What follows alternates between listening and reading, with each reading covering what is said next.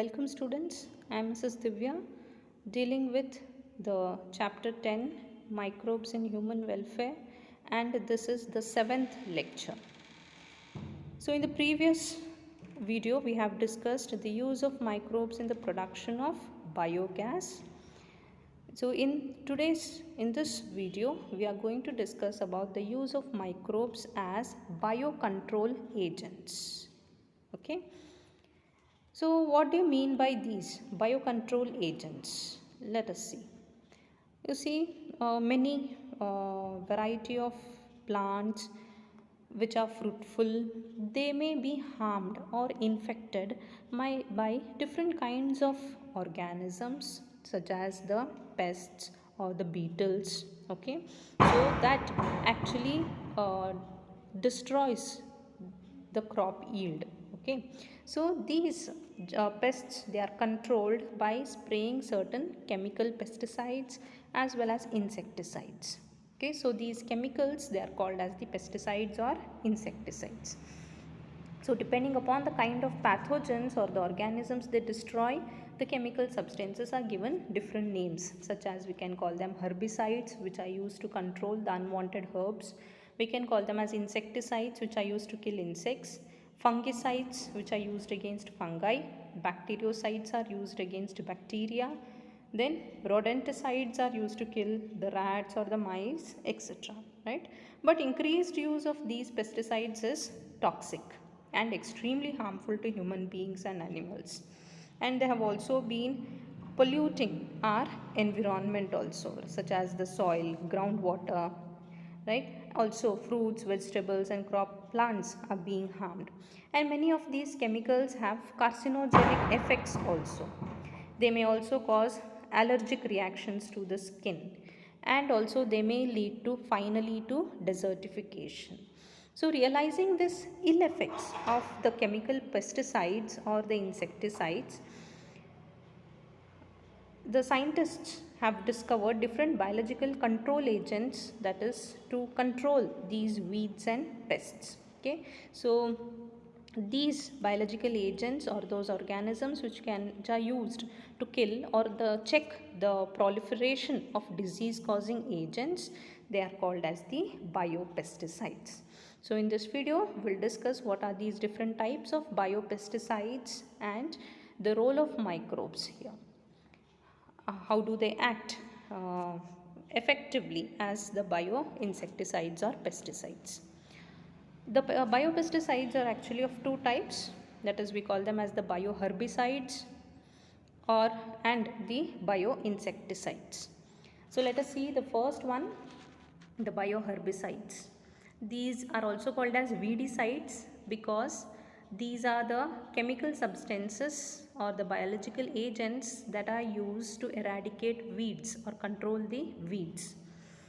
So there are actually more than 550 such weedicides in the market worldwide. Okay, such as 2,4-D, that is 2,4-dichlorophenoxyacetic acid, trizin, dalpon. So many such chemicals are there. But this above method is not advisable because as these herbicides, chemical herbicides, they do not break down easily and they encourage the growth of resistant weeds and finally they pollute the atmosphere and soil. Therefore, instead of them, to replace them, there are biological methods of controlling weeds are being practiced. Okay, because these are more effective and economic also, which not only reduce the total cost of the weed control but also they reduce the residue and pollution problems.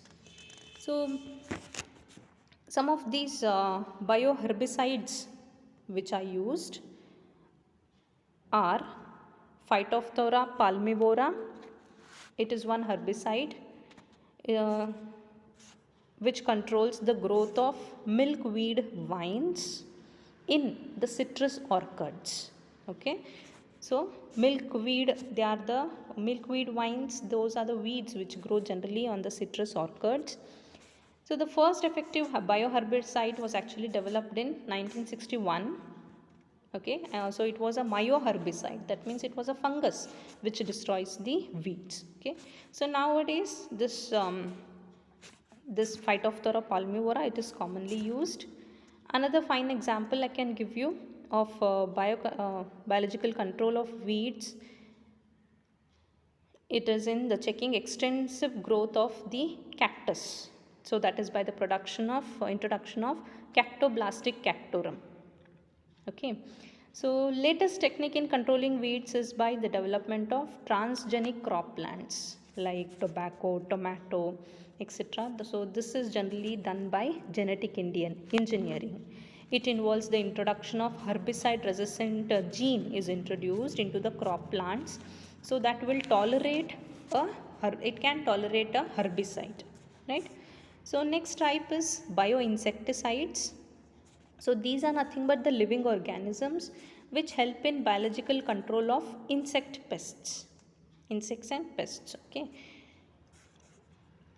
So a number of harmful insects and their larvae, they act as predators or the pathogens, and they destroy the prey. So one good example, the microbial biocontrol agent, is the bacteria Bacillus thuringiensis. Often you might have heard it is written as BT, right? So these Bacillus thuringiensis, commonly also called as the BT, it is generally available in sachet also, right? And they are used as dry spores. These are also mixed with water and sprayed over vulnerable plants.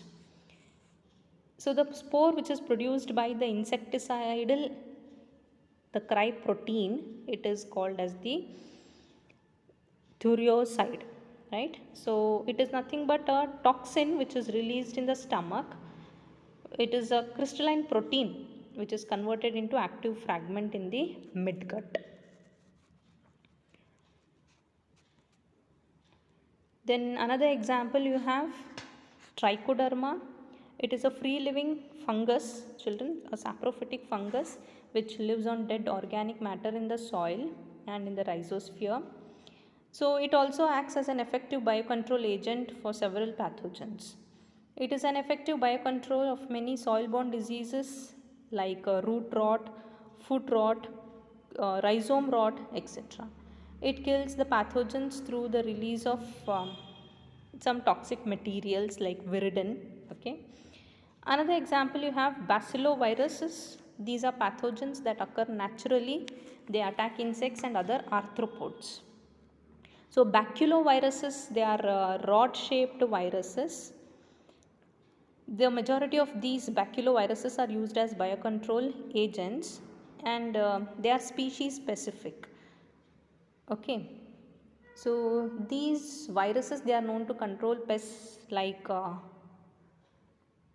corn borers, that is which are found on the corn plant, then the beetles on the potato called as the potato beetles, and the aphids, right?